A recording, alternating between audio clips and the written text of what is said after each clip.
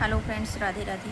तो फ्रेंड्स, आज हम बात करेंगे दीपिका नागर के बारे में। आप लोग देख रहे हैं इस समय न्यूज़ पे बहुत चर्चा में है, दिखाया जा रहा है कि एक दहेज की बलि एक लड़की फिर से चढ़ी। दीपिका नागर के साथ क्या हुआ आप लोग न्यूज़ में देख ही रहे हैं। ये मामला बहुत चर्चे में है, आज न्यूज़ में बहुत ज़्यादा दिखाया जा रहा है कि एक लड़की के साथ में दहेज के लिए क्या क्या हो सकता है। चलिए, जिसके पास पैसे रहते हैं उसके माँ बाप दे देते हैं, बहुत कुछ दिया जा सकता है, लेकिन कुछ लोगों के पास नहीं है, वो कहाँ से लाएंगे। लेकिन ये दहेज के लालची हमारे समाज के लोग जो हैं, जिन्हें दहेज की चाह होती है लड़की की नहीं, वो सिर्फ उन्हें पैसे दिखाई देते हैं चारों तरफ। बस कितने पैसे चाहिए, बहुत मिल जाएं। अरे खुद कमाओ ना यार, हाथ पैर दिया भगवान ने, कमाओ खुद, दूसरे के दम पे थोड़ी ना घर चलता है। तो ऐसा ही चर्चा में इस समय मामला चल रहा है दीपिका नागर का, जिसकी मौत हो गई है।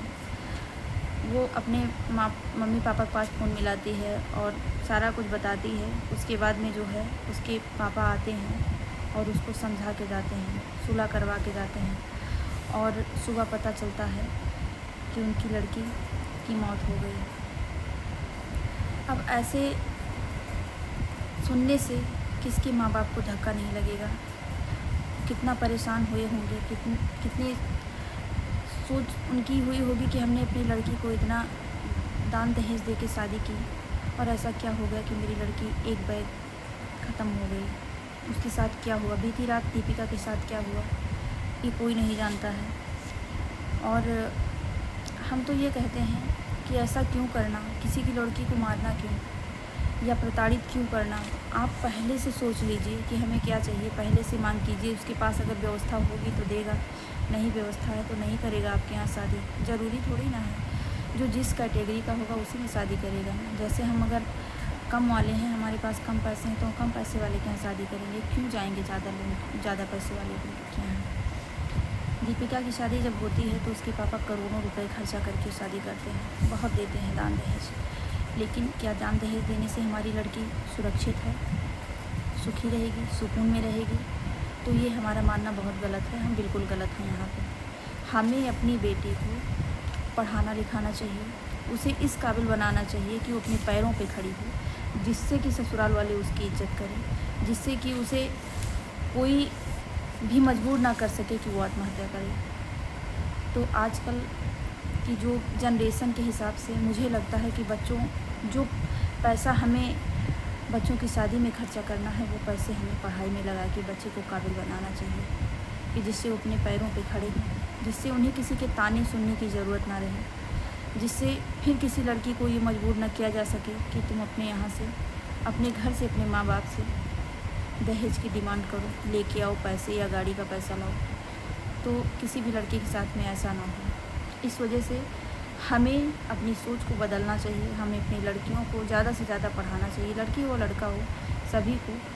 लेकिन हम ये कहते हैं कि दहेज से बेस्ट है कि पढ़ाई में पैसे खर्च करें। और आपके पास ज़्यादा पैसा है तो पढ़ाने के साथ साथ आप लड़की को एक फ्लैट लेके दीजिए, जिससे कि लड़की आप हमेशा, आपकी लड़की खुश रहे, जिससे उस घर से कोई उसे निकाल ना सके, क्योंकि उसके माँ बाप के पैसे का वो घर होगा, तो उससे कोई उसे निकाल नहीं पाएगा।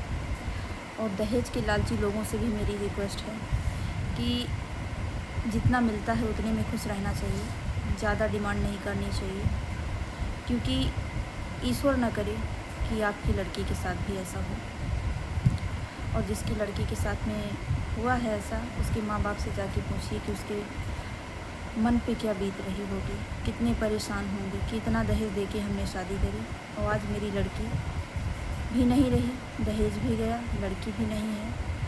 आज उस माँ बाप के दिल से पूछिए कि उसने कैसे पैसा खर्चा किया, कहाँ से लाया, कैसे पैसे खर्चे हुए, वही जानता है।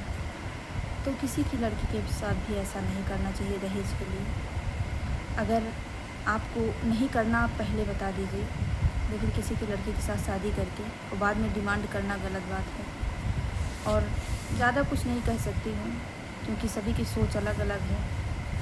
और जैसा दीपिका के साथ हुआ, ईश्वर न करे किसी की भी लड़की के साथ ऐसा हो। तो अपनी लड़की को काबिल बनाओ, पढ़ाओ लिखाओ। दहेज देने से अच्छा है कि उसकी पढ़ाई में पैसे लगाओ, उसे फ्लैट लेके दो, बाकी आप लोग खुद समझदार हैं। Thank you. और वीडियो अच्छी लगी लाइक सब्सक्राइब करें। Thank you.